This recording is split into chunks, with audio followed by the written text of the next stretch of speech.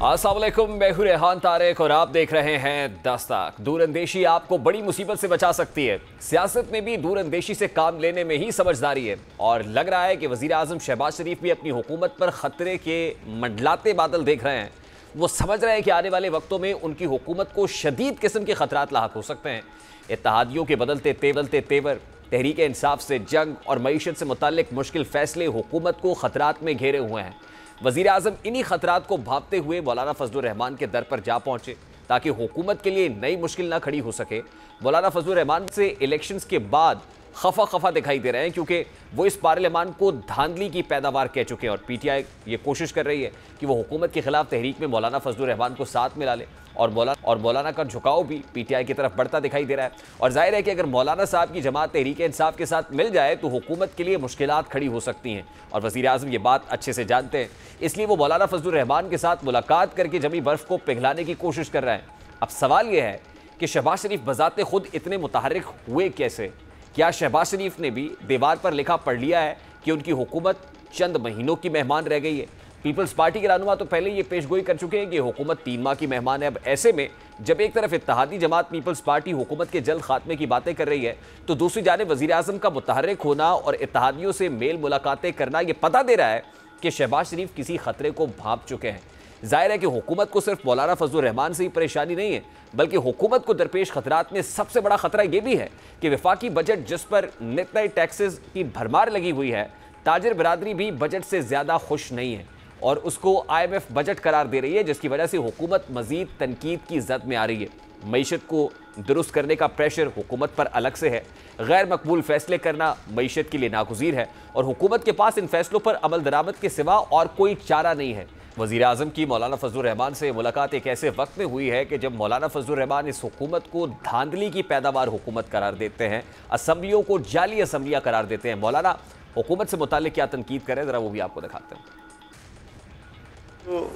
हुकूमत है वो हुकूमत मुझे नहीं लगता कि वो डिलीवर कर सके। हालात भी ऐसे नहीं हैं। जिस तरह की असम्बली है ये इंतहाई कमजोर असम्बली है। आज भी वक्त है संभलने की, लेकिन हम संभलने के लिए तैयार नहीं है। हम नौकरी करने के लिए तैयार है। तो फिर जाहिर है कि हमने भी अज़म कर रखा है कि इस गुलामी के खिलाफ जंग लड़ेंगे, मैदान अमल में आकर जंग लड़ेंगे, आईन और कानून के दायरे में लड़ेंगे। फरवरी 2024 के आम इंतखाबात और उनके नताइज को मुस्तरद कर दिया। वोट अवाम का हक है। हुकूमतें बनेगी तो अवाम की मर्जी से बनेगी, ये अवाम की नुमाइंदा नहीं।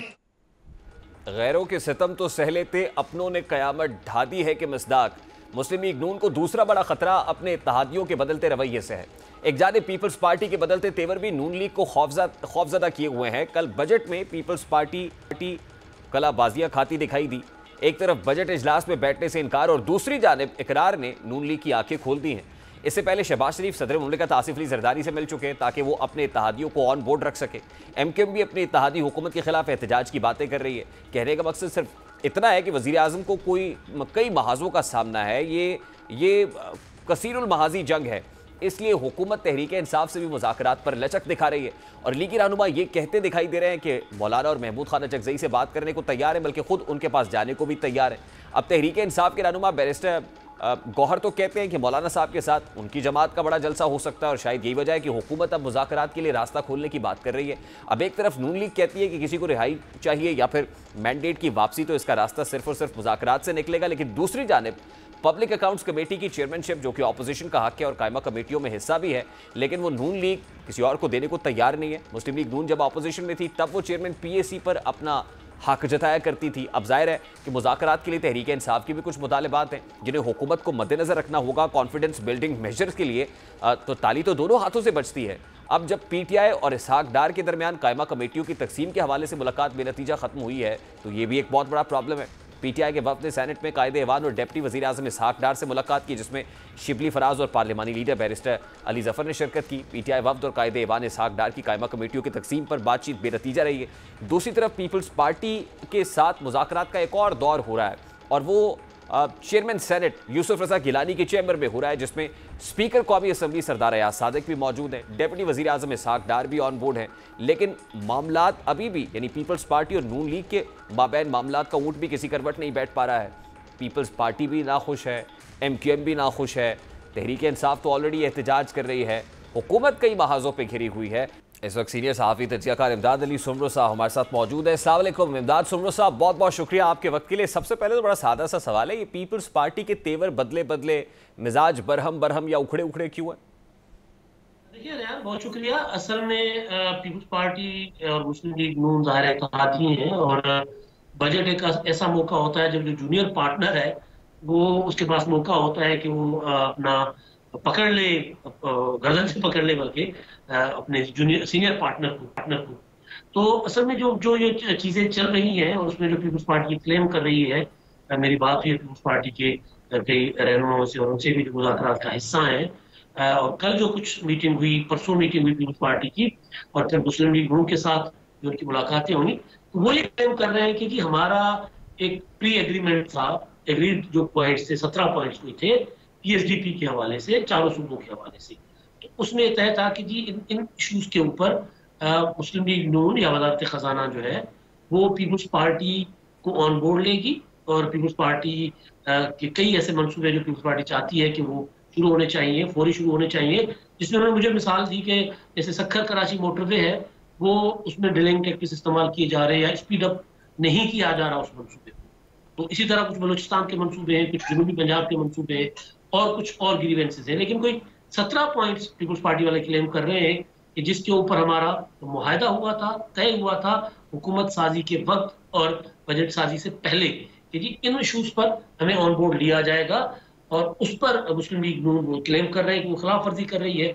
अभी जो आज मुलाकात हुई है, जिसमें इसहाक डार साहब, अयाज सादिक साहब और राणा सनाउल्लाह साहब चलकर गए थे पीपल्स पार्टी के लीडरशिप के पास, जिसमें यूसुफ रज़ा गिलानी साहब थे, उधर से अपना खुर्शीद शाह साहब थे, नवीद कमर साहब थे। तो उन्होंने जो आज मुज़ाकरात हुई, बातचीत हुई, उसमें भी मेरी इंफॉर्मेशन ये है कि किसी किस्म की कोई पेशरफ्त नहीं हुई। देखिए, फाइनेंस बिल तो आ गया, फाइनेंस बिल पेश कर दिया वजीर खजाना ने, आज पोस्ट बजट प्रेस कॉन्फ्रेंस भी हो गई, लेकिन कट मोशंस अभी पार्लियामान में आनी है और लाइकली पाकिस्तान पीपल्स पार्टी वहाँ पर भी एहतजाज कर रही होगी।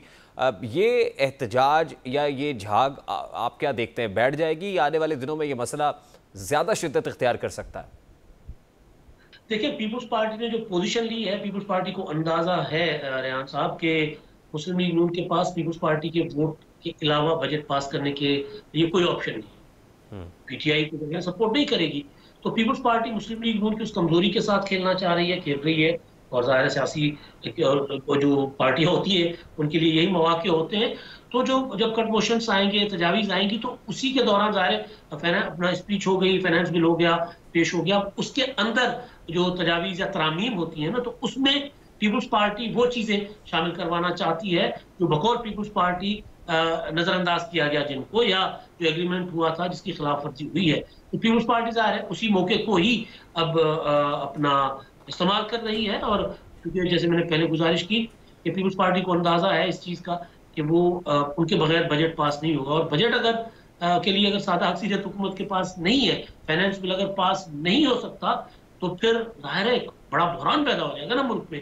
तो मुस्लिम लीग नून नहीं चाहेगी कि उस बहरान को जो है वो पैदा किया जाए या उस तरफ जाया जी। और जाहिर है ये हुकूमत का पहला टेस्टर भी तो है ना इमदाद सुमरो साहब, ये पहला टेस्टर है, पहला ही संगे बिल अबूर करना मुश्किल हो रहा है। ये पहला फाइनेंस बिल है जो हुकूमत पेश करने जा रही थी, और उसमें ये कलई तो खुल गई है कि इत्तेहादी आपस में कितने ज़्यादा क्लोज हैं या कितने अटैच्ड हैं। मैं इस कॉन्टेक्स्ट में ये पूछना चाह रहा हूँ कि जैसे मंजूर वसान साहब ने पिछले दिनों एक प्रेडिक्शन दी और ये कहा कि 3 महीने बड़े क्रूशल हैं, शहबाज साहब वफाकी असम्बली डिसॉल्व कर देंगे, तो हालात को उस नहज पर या उस जानिब तो जाता हुआ नहीं देख रहा है? नहीं, मेरा नहीं ख्याल। देखिए, मैं यही गुजारिश कर रहा था कि मुस्लिम लीग नून जो है वो ज़ाहिर है उस बहरान का शिकार नहीं करना चाहेगी हुकूमत को, और पीपल्स पार्टी भी नहीं करना चाहेगी।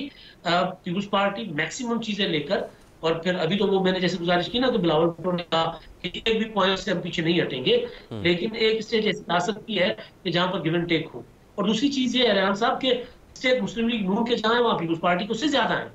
हमारे सदर पीपल्स पार्टी के पास, चेयरमैन सेनेट पीपल्स पार्टी के पास है, डिप्टी स्पीकर पीपल्स पार्टी के पास है, पंजाब का गवर्नर जो पीपल्स पार्टी ख्वाब हुआ करता था, पंजाब की हुकूमत तो रही है लेकिन पंजाब का गवर्नर जो है वो पीपल्स पार्टी के पास है, केपीके का गवर्नर पीपल्स पार्टी के पास है, सिंध की हुकूमत चले पीपल्स पार्टी की वहां पर मेजोरिटी है, लेकिन बलूचिस्तान की हुकूमत पीपल्स पार्टी के पास है। तो अगर मुस्लिम लीग नून के स्टेक्स हैं तो पीपल्स पार्टी के बहुत ज्यादा स्टेक्स हैं उसमें। तो इसलिए जो पीपल्स पार्टी मैक्सिमम गेन करने की कोशिश कर रही है, और जब उस नहज पर अगर सूरत हाल आती है कि वो जो मंजूर हसन साहब कह रहे हैं कि 3 माह में असेंबलियां टूट जाएंगी, तो मैं आपको ये कह सकता हूँ अपने तजुर्बे की बुनियाद पर कि फिर उस असेंबलियों को तोड़ने के खिलाफ जो है पीपल्स पार्टी ही सामने आ जाएगी। पीपल्स पार्टी नहीं चाहेगी कि ये सिस्टम घर जाए। उसकी वजह सादा सी है, उसकी वजह ये है कि पीपल्स पार्टी 2029 की तैयारी कर रही है। पीपल्स पार्टी इस हुकूमत को सपोर्ट भी करेगी, इस हुकूमत से अपनी बातें भी मनवाएगी, और इसी तरह मामला जो है आगे बढ़ते रहेंगे। आपको याद होगा एक वक्त में एमक्यूएम थी, मुत्तहिदा कौमी मूवमेंट, उनका तरीका कुछ डिफरेंट होता था, लेकिन वो भी जब ऐसा कोई मौका आता था तो बजट के टाइम पर अपनी चीजें सामने लाकर रखती थी। पीपल्स पार्टी ये कह रही है कि हमने एमक्यूएम की तरह नहीं किया, अचानक कोई चीज सामने रखी है, हमने जो एग्रीमेंट हुआ था वो याद करा। ठीक, यानी आप ये कह रहे हैं कि ये पीपल्स पार्टी और पीएमएलएन के लव हेट रिलेशनशिप का एक नया एपिसोड है। अब ये बड़ा इंटरेस्टिंग फेज है। जैसे शहबाज साहब जो है, मुझे तो ये लगता है जैसे मुनीर न्याजी के शेर के मिसदाक के एक और दरिया का सामना था, मुनीर मुझको मैं एक दरिया के पार उतरा तो मैंने देखा। अभी एक दरिया अबूर हो नहीं रहा है कि दूसरा अबूर करने के लिए आज वो मौलाना फजलुर रहमान के यहाँ पहुँच गए और उनसे भी मुलाकात हो गई। तो शहबाज साहब क्या दो धारी तलवार पे खड़े हुए हैं कि एक तरफ इत्तेहादियों को बनाने की कोशिश कर रहे हैं और दूसरी तरफ जो अपोजिशन है उसको भी बनाने की कोशिश कर रहे हैं? देखिए, शहबाज शरीफ साहब के लिए इस वक्त सबसे बड़ा जो चैलेंज है वो ज़ाहिर है पीपल्स पार्टी की डिमांड्स को अपना मानना है। वो शहबाज शरीफ साहब के लिए चैलेंज होगा, क्योंकि उसके लिए उनको अपना जो हल्का है, उनकी अपनी जो कॉन्स्टिट्यूएंसी है मुस्लिम लीग नून की, उसको कॉम्प्रोमाइज करना पड़ेगा। ये लड़ाई कॉन्स्टिट्यूएंसीज की है, तो इसलिए पीपल्स पार्टी चाहती है कि जो उनकी कॉन्स्टिट्यूएंसी है जनूबी पंजाब या सिंध या बलूचिस्तान, वहां के लिए मैक्सिमम ले। शहबाज शरीफ साहब की कोशिश होगी कि उनकी कॉन्स्टिट्यूएंसी पंजाब है तो वहां के लिए मैक्सिमम, या मुस्लिम लीग नून जो है वहां के लिए मैक्सिमम पीएसडीपी का जो है वो मंसूबे उसमें दे। ये एक अलग चीज है। दूसरी जो मौलाना साहब वाला मामला है, मौलाना साहब वाला मामला तो बड़ा दिलचस्प हो गया ना। बानी पीटीआई ने अपना जेल से कहा असद कैसर साहब को कि जी आप कमेटी बनाए और मौलाना साहब के जो ग्रीवेंसेस हैं वो सुने, और असद कैसर साहब ने कहा कि जी मौलाना साहब का पैगाम बानी पीटीआई को मिल चुका हुआ है और उन्होंने कहा मौलाना साहब के तहफ़्फ़ुज़ात दूर करेंगे। परसों मौलाना साहब ने कहा कि जी झूठी खबर है, मैंने तो कोई पैगाम नहीं भेजा। तो आज शहबाज शरीफ साहब वहां पर पहुंचे, तो शहबाज शरीफ साहब मौलाना साहब को जो बानी पीटीआई के साथ जो इत्तेहाद जिसकी कोशिशें बानी पीटीआई कर रहे हैं उससे दूर रखने की कोशिश कर रहे हैं। तो पीपल्स पार्टी वाला मामला है वो हल हो जाएगा, वो प्रॉब्लम जरूर होगी मुस्लिम लीग नून के लिए, वो ये अंदर बैठकर हल कर लेंगे। वो जो मौलाना साहब को खींचकर वापस लाना है ना पुराने इत्तेहाद में, वो एक बड़ा जो है वो एक नया आज कार्ड था जो शहबाज शरीफ साहब ने खेला है। ये तवक्को नहीं थी कि आज मौलाना साहब की तरफ शहबाज शरीफ साहब जाएंगे, क्योंकि उनका वोट पूरा है। अगर पीपल्स पार्टी वोट दे देती है तो बजट में कोई इशू नहीं है मुस्लिम लीग नून। हाँ, पीपल्स पार्टी वोट नहीं देगी तो फिर वो फिर मौलाना साहब मिल भी जाए तो भी सादा अक्सरियत उनकी नहीं बन सकती। तो पीपल्स पार्टी को राजी करेंगे। मौलाना साहब को वो कोशिशें कर रहे हैं कि वो इत्तेहाद जो बानी पीटीआई चाहते हैं कि बने और हुकूमत को गिराने की कोई बड़ी तहरीक और जो स्ट्रीट पावर मौलाना फजलुर रहमान साहब के पास है उसको बानी पीटीआई इस्तेमाल करे, उससे बचाने के लिए कोशिशें की जा रही हैं। तो ये महज ऑप्टिक्स के लिए है जो मौलाना के यहाँ गए हैं कि जरा पीटीआई को दिखा सके। इससे तो मौलाना फजलुर रहमान का भाव ज्यादा नहीं बढ़ जाएगा इमदाद सुमरो साहब? बिल्कुल, देखिए मौलाना फजलुर रहमान साहब ने अभी तक क्यों नहीं बानी पीटीआई के साथ, क्योंकि उनको पता है कि वो जो तहरीक चलाएंगे उस तहरीक से हुकूमत नहीं गिरेगी। इसलिए वो ये अपना कहते रहे कि जी वो अपना उनके साथ मिलकर तहरीक चला सकते हैं। उन्होंने कभी हतमी फैसला नहीं किया, लेकिन अब जब वजीर आज़म साहब उनके पास चलकर गए हैं तो फिर ज़ाहिर है मौलाना साहब की बातें जो होंगी, जो कंडीशंस होंगी, ज़ाहिर है वो हुकूमत मानेगी। अगर वो चलकर गए तो वो सोच समझ कर गए होंगे। इसी तरह महमूद खान अचकज़ई साहब है, ये कोई आपको ये सरप्राइज किसी भी वक्त मिल सकता है कि वो, क्योंकि उनका नवाज शरीफ साहब के साथ एक नेशनल इत्तेहाद रहा है कई दहाइयों से, तो कोई बैद नहीं है कि किसी दिन नवाज शरीफ साहब जो है वो महमूद खान अचकज़ई साहब के पास बैठे हो, क्योंकि बानी पीटीआई कोशिशें कर रहे हैं कि महमूद खान अचकज़ई को नेगोशिएशन में फ्रंट पर रखे और अपना चेहरा पीछे रखे, क्योंकि वो कहते रहे ना कि इनसे मुज़ाकरात नहीं करेंगे। अब वो महमूद खान अचकज़ई साहब को जिम्मेदारी दे रहे हैं, तो जब ये जिम्मेदारी मिलेगी तो हो सकता है कि जब मुज़ाकरात के लिए ये बैठ जाए 6 जमाती इत्तेहाद और हुकूमत, तो जिस तरह मौलाना साहब इस तरफ मुझे आते हुए नजर आ रहे हैं वापस पुराने इत्तेहाद में, इसी तरह महमूद खान अचकज़ई साहब भी जो है वो उनकी पुरानी मोहब्बत है नवाज शरीफ के साथ, तो वो नवाज शरीफ साहब के साथ भी बैठने को तैयार हो सकते हैं। तो एक और सरप्राइज भी बानी पीके को मिल सकता है आगे। This is certainly quite interesting. इमदाद सुमरो साहब बहुत बहुत शुक्रिया। अदलिया और एग्जीक्यूटिव की जंग का दर्जा हरारत कम होने की बजाय बढ़ता ही चला जा रहा है। पहले इस्लामाबाद हाई कोर्ट के 6 जजेस के खत का मामला सामने आया और अब एक बार फिर ये सिलसिला शुरू हो गया है। अब की बार इंसदाद दहशतगर्दी सरगोदा की खुसूसी अदालत के जज ने हसास इदारों की जानिब से मुदाखलत और हिरासा किए जाने का इंकशाफ किया है, जिस पर लाहौर हाई कोर्ट ने फौरी एक्शन लिया। चीफ जस्टिस के इस एक्शन को इस तनाजुर में देखा जा रहा है कि जहां जुडिशल कमीशन ने सुप्रीम कोर्ट में 3 जजेस की तैनाती के हवाले से अपने नाम तजवीज़ किए हैं, जिसकी कल पार्लिमानी कमेटी के इजलास में हतमी मंजूरी मिलनी है। Chief justice Lahore high court का नाम भी सुप्रीम कोर्ट में बतौर जज तकरूनी के लिए दिया गया है, जिसको इस तनाजुर में देखा जा रहा है कि हुकूमती हल्के chief justice Lahore high court से इसलिए खुश नहीं थे क्योंकि उन्होंने इलेक्शन ट्राइब्यूनल और इंसदाद दहशतगर्दी में जजेस की तैनाती करने का कहा और हुकूमत ने ऐसा नहीं होने दिया, क्योंकि हुकूमत की नज़र में ऐसा करने की सूरत में इंसदाद दहशतगर्दी की अदालतों और इलेक्शन ट्राइब्यूनल से तहरीक इंसाफ के लिए एक रिलीफ का सिलसिला शुरू हो सकता था। अब वाकिफान हाल के मुताबिक इन वजूहात की बिना पर chief justice Lahore high court को सुप्रीम कोर्ट में ट्रांसफ़र किया जा रहा है। अब कल पार्लिमानी कमेटी सुप्रीम कोर्ट में जजेस की तैनाती पर हतमी मंजूरी देगी और ऐसे में आज chief justice Lahore high court Malik Shahzad Ahmad Khan ने इंसदाद दहशतगर्दी अदालत फायरिंग के वाक़े के हवाले से केस की समाअत की। IG पंजाब डॉक्टर उस्मान अनवर और RPO सरगोदा अदालत में पेश हुए। IG ने बताया कि अदालत के बाहर फायरिंग हुई, जज साहब के हुक्म पर हमने इंक्वायरी कराई। हमें सबसे पहले अदालत के इलाके की जियो फेंसिंग करानी होगी, मगर डेटा का मसला है, CDR ना होने की वजह से हमारे हाथ बंधे हुए हैं। इस्लामाबाद हाई कोर्ट ने जो टेलीकॉम कंपनीज़ हैं उनको हुक्म दिया है कि वो किसी को मोबाइल डेटा नहीं देंगी।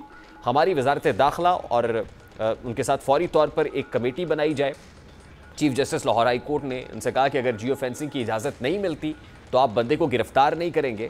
बावलपुर में जज साहब के घर के बाहर जो मीटर तोड़ा गया उसकी क्या मालूमात हैं? जज मोहम्मद अब्बास हमारे बहुत अच्छे जुडिशल ऑफिसर हैं, जिन्होंने कहा है कि हसास इदारे के बंदे से मिलने का पैगाम पहुंचाया गया। क्या आपने वो बंदा ढूंढा है जो जज साहब से मिलना चाहता था? मेरा सवाल यह है कि हसास इदारे के किस बंदे ने पैगाम पहुंचाया? IG पंजाब ने जवाब दिया कि मैंने मुतल्लिका अफसरान से इस हवाले से पूछा, उन्होंने साफ इनकार कर दिया। मैंने इस हवाले से पता करवाया है, हमें ऐसी कोई रिपोर्ट नहीं मिली। Chief justice Lahore high court ने पूछा कि आपने किस कानून के तहत वकला और साइलिन को ATC अदालत जाने से रोका? IG पंजाब ने जवाब दिया कि इस हवाले से खास खतरा था, इसलिए बंद किया गया। Chief justice Lahore high court ने रिमार्क्स दिए कि फिर पूरे पाकिस्तान की अदालतों को बंद कर दें, सारे पाकिस्तान में ही थ्रेट अलर्ट मौजूद है। आप मुझे कोई कानून बता दें कि किस कानून के तहत अदालत में जाने से रोका गया। IG पंजाब ने जवाब दिया कि हमने दफ़ा 144 नाफिज की ताकि लोग इकट्ठे ना हों। Chief justice Lahore high court ने इस्तफसार किया कि हम लोगों के इकट्ठे होने की बात नहीं कर रहे हैं, अदालत में जाने से क्यों रोका? आप फिर कर्फ्यू नाफिज कर दें। IG ने रिपोर्ट अदालत में जमा कराते हुए कहा कि यह बहुत हसास नौयत की रिपोर्ट है जो सिर्फ आपके लिए है। सरगोदा अदालत में जाने वाले तमाम रास्ते बंद कर दिए गए थे, कुछ सिक्योरिटी थ्रेट्स हैं, इस पर काम जारी है। DPO सरगोदा ने कहा कि हमें इस हवाले से थ्रेट अलर्ट मिला था, हमने जज साहब को काम से नहीं रोका। Chief justice Lahore high court ने रिमार्क्स दिए कि आपने वकला और साइलिन को अदालत में घुसने नहीं दिया। जज साहब अपने काम से नहीं रुके, उन्होंने एक ख़त में भी लिखा है कि वो डरने वाले नहीं हैं, जो काम उन्होंने करना था आपने इस काम से उन्हें रोका, आपका हिसाब तो उन्होंने लेना है जिन्हें आप खुश कर रहे हैं। IG साहब बराए करम अदालत का मजाक ना बनाएं। कोर कमांडर के घर पर हमला हुआ, इस पर अदालतों ने फैसले करने हैं। सूबे की सबसे बड़ी अदालत पर हमला हुआ तो आपने किसी को मुकदमे में नामजद नहीं किया। जो जज पसंद ना हो उसके खिलाफ बयानबाजी शुरू कर देते हैं। इस मुल्क में दोहरा मयार है, इसके खिलाफ सोशल मीडिया पर प्रोग्राम चलवाए जाते हैं। सारे मामले पर बात करेंगे। इस वक्त सीनियर कानूनदान शाह फरमान साहब ने हमें ज्वाइन किया है। शाह फरमान साहब अस्सलाम वालेकुम, बहुत बहुत शुक्रिया आपके वक्त के लिए। सबसे पहले तो ये जो जुडिशरी और एग्जीक्यूटिव के माबैन जंग है, फिर जुडिशरी और इलेक्शन कमीशन ऑफ पाकिस्तान के माबैन भी, यानी दो इदारे आपस में कानूनी जंग लड़ते हुए दिखाई दे रहे हैं। ट्राइब्यूनल्स का मामला है, ट्राइब्यूनल्स को जाके इलेक्शन कमीशन ऑफ पाकिस्तान ने सुप्रीम कोर्ट में चैलेंज कर दिया, हाई कोर्ट से एतराज़ है, सुप्रीम कोर्ट पहुंच गए। सबसे पहले ज़रा इस पर बता दीजिएगा, how do you respond to it, कि किसका इस्तेहकाक है ट्राइब्यूनल बनाना, हाई कोर्ट का या इलेक्शन कमीशन ऑफ पाकिस्तान का है? उसके बाद इस खत के मामले पर आते हैं। देखिए, बात यह है कि ये बड़ा एक ट्रिकी क्वेश्चन है। एक आपको बात ज़हन में रखनी पड़ेगी कि आर्टिकल 218 जो है आईन पाकिस्तान के तहत, उसमें इलेक्शन कमीशन जो है बतौर इदारा उसमें डिफाइंड है। उसका एक चेयरमैन होगा, उसके 4 मेंबर्स होंगे, चारों सूबाई जो है सूबों में से उसकी नुमाइंदगी होगी, और वो एक आईनी इदारा है जिनका काम जो है वो मुल्क में मुनसिफाना इंतखाबात कराना है, शफाफ और मुनसिफाना और ऑनेस्टी के साथ, और जितने भी इलेक्शन से रिलेटेड जॉब्स हैं उनकी हल्का बंदियां, उनकी जो वोटर लिस्ट, उनको एक्सक्लूड या इंक्लूड करना लोगों को, वो सारा एक ऑनगोइंग प्रोसेस होता है। लेकिन एक बात है कि वो चूंकि एक अदालती फोरम नहीं है, वो एक आप कह सकते हैं कि नीम अदालती काम भी करता है, क्योंकि वो पिटिशंस भी सुनते हैं, उनकी समाअत भी होती है, तो इसलिए उसके जो भी फैसले होते हैं वो अमेनेबल होते हैं बिफोर द हाई कोर्ट। उनको अगर उनकी जो जुडिशियल रिव्यू है वो हाई कोर्ट्स भी कर सकती हैं और फिर फाइनली सुप्रीम कोर्ट भी कर सकती है। लेकिन ये जो ट्रिब्यूनल्स को कॉन्स्टिट्यूट या उनको नोटिफाई करने का जो काम होता है वो इलेक्शन कमीशन की डोमेन में ही है। जो इलेक्शन एक्ट है 2017, उसमें ये है कि जब इलेक्शंस हो जाएंगे और उसके बाद जब उसके तनाज़ात सामने आएंगे, ये लोग उज़रदारियां जो है वो दाखिल करेंगे किसी भी इलेक्शंस की, चाहे वो कौमी असम्बली की हो चाहे वो सूबाई असम्बली की हो, तो उसके लिए election commission of Pakistan tribunals मुकर्रर करता है। अब वो ट्राइब्यूनल्स के मेंबरान कौन होते हैं, उसमें आपने देखा कि पहले भी शुरू में भी एक लॉ में जो था, वो जब 1976 का कानून था रिप्रेजेंटेशन ऑफ पीपल एक्ट, उसमें जो थे वो जजेस ऑफ द हाई कोर्ट्स को जो है वो नॉमिनेट किया जाता था, लेकिन वो इलेक्शन कमीशन खुद नॉमिनेट नहीं करती थी, वो मुतलका हाई कोर्ट के चीफ जस्टिस साहिबान से वो नाम मांगती थी कि आप हमें दें, जिनको हम नोटिफाई कर दें एज इलेक्शन कमीशन, लेकिन उनकी nomination election commission of Pakistan करता था।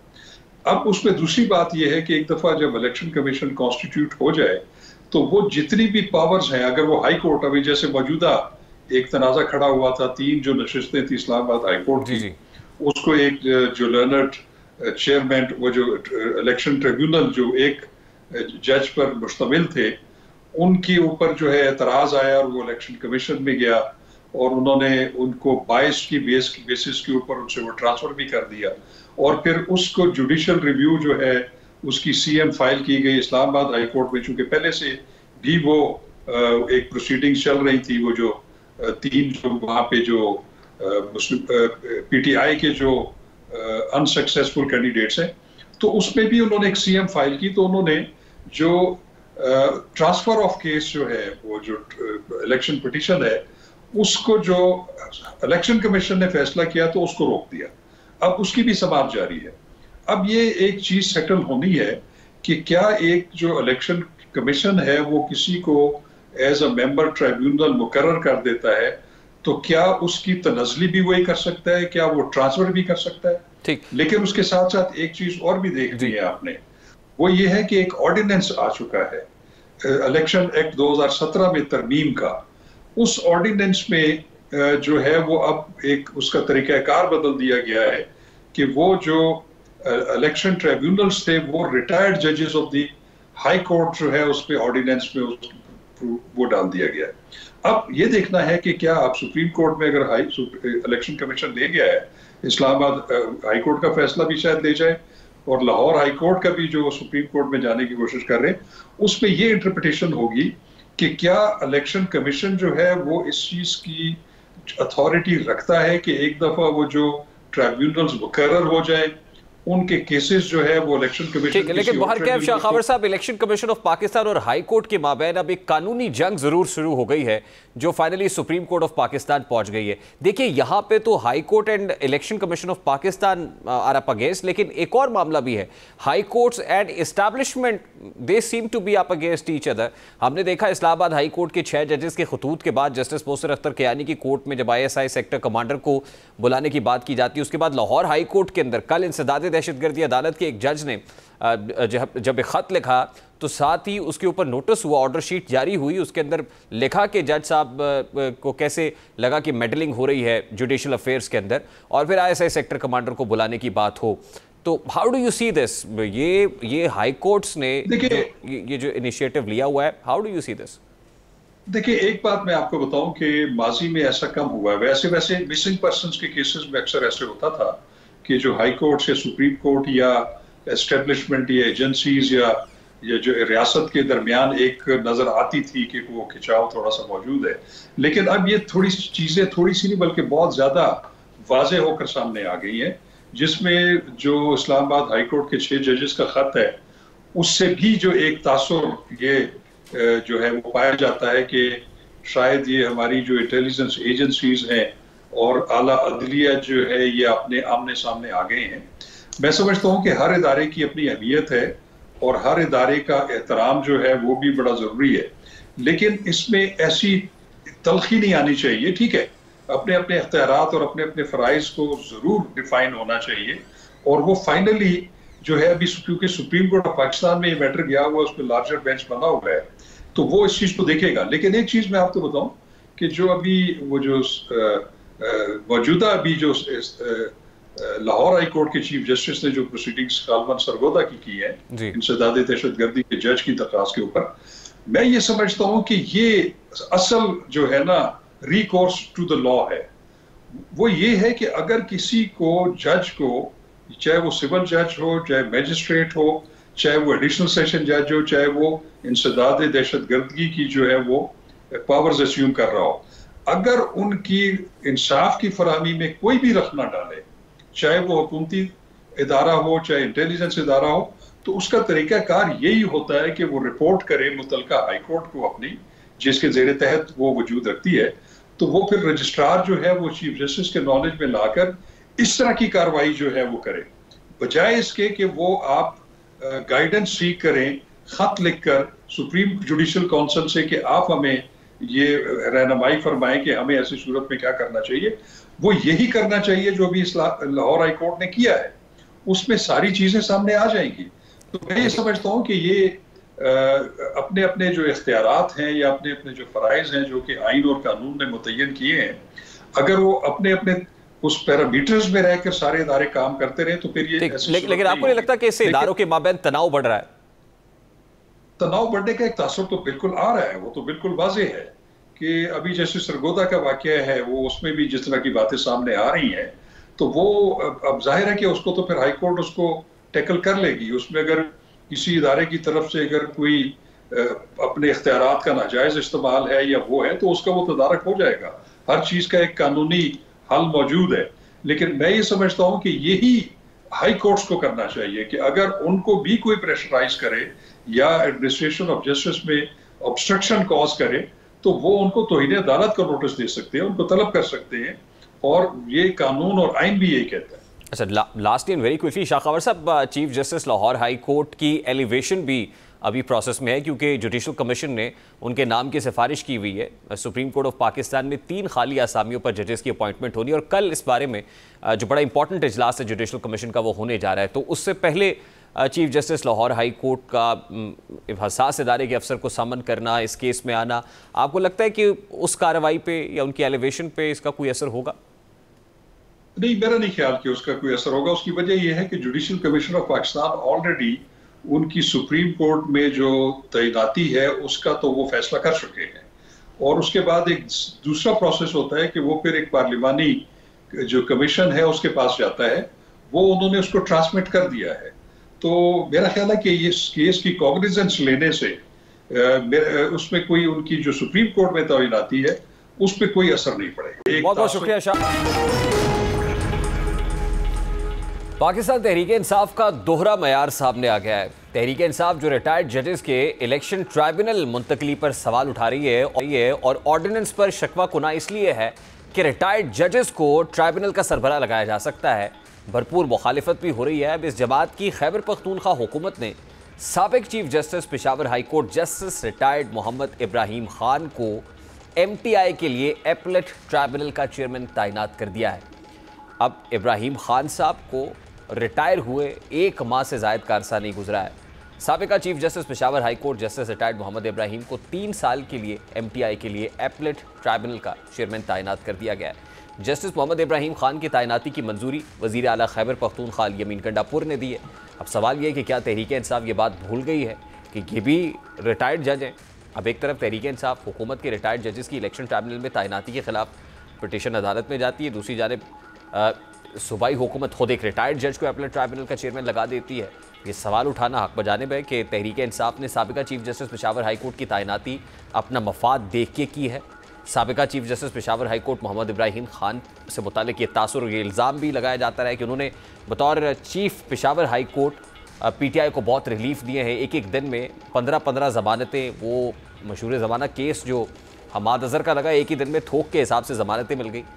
उसमें भी यही chief justice Peshawar high court थे उस वक्त। उन्होंने सवाबी से तहरीक इंसाफ के साबिका एमपी को ज़मानत के बावजूद दूसरे केस में गिरफ्तारी पर शदीद बरहमी का इजहार किया था और उन्हें दोबारा अदालत में पेश करने का हुक्म दिया था और बाद में उनकी रिहाई का भी हुक्म सादर किया। इसके अलावा जस्टिस मोहम्मद इब्राहिम खान ने रात गए अदालत लगाई और साबिका वफाकी वजीर सरताज गुल की ज़मानत की दरख्वास्त मंजूर की थी। उन्होंने अपने रिमार्क्स में यह भी कहा था कि वो इस्लामाबाद से खुसूसी तौर पर पेशावर हाई कोर्ट पहुंचे हैं। अब जबकि उनकी रिटायरमेंट के कमोबेश 1 महीने के अंदर उनको ओहदा दे दिया गया बतौर रिटायर्ड जज, तो सवाल उठाया जा रहा है और सवाल तो उठेगा। वफाक के बाद पंजाब हुकूमत ने भी 5446 अरब का बजट पेश कर दिया है। पंजाब असम्बली में अपोजिशन ने बजट पेश करने के मौके पर शदीद एहतजाज किया। अपोजिशन ने मरियम नवाज़ की मौजूदगी में ऐवान में हंगामा आराई की। सहाफ़ियों ने भी हद के इज़्ज़त कानून के खिलाफ प्रेस गैलरी से एहतजाजन वॉकआउट किया। पंजाब के वज़ीर ख़जाना मुस्तफ़ा शुजाउर रहमान का बजट पेश करते हुए कह रहा था कि हम मुल्क की तारीख का सबसे बड़ा किसान दोस्त पैकेज मुतारिफ करा रहे हैं। 1 अरब 25 करोड़ की लागत से पंजाब भर में मॉडल एग्रीकल्चर मॉल्स का क़याम, 2 अरब की लागत से लाइफ स्टॉक कार्ड का इजरा किया जा रहा है, जबकि देही इलाकों में किसानों को डेयरी फार्मिंग के लिए आसान इक़साद पर कर्जे दिए जा रहे हैं। रेवेन्यू हदफ 960 अरब रुपये मुकर्रर किया है। बजट के अहम नुकात पर बात करें तो पंजाब हुकूमत ने 842 अरब रुपये तरक्याती बजट के लिए मख्तस किए हैं। सूबाई मुलाजमीन की तनख्वाहों में 20 से 25% इजाफा तजवीज़ किया है। पेंशन में 15% इजाफे की मंजूरी दी गई है। सूबे में कम अज़ कम उजरत को 32,000 से बढ़ाकर 37,000 रुपये मुकर्रर करने की तजवीज़ भी दी है। 2 अरब की लागत से अंडर ग्रेजुएट स्कॉलरशिप प्रोग्राम शुरू करने का ऐलान भी किया है। प्रोग्राम का वक्त अपने इख्तिताम को पहुंचे। आपसे मुलाकात होगी इंशाअल्लाह कल। अपना रखिए ख्याल। अल्लाह हाफ़िज़।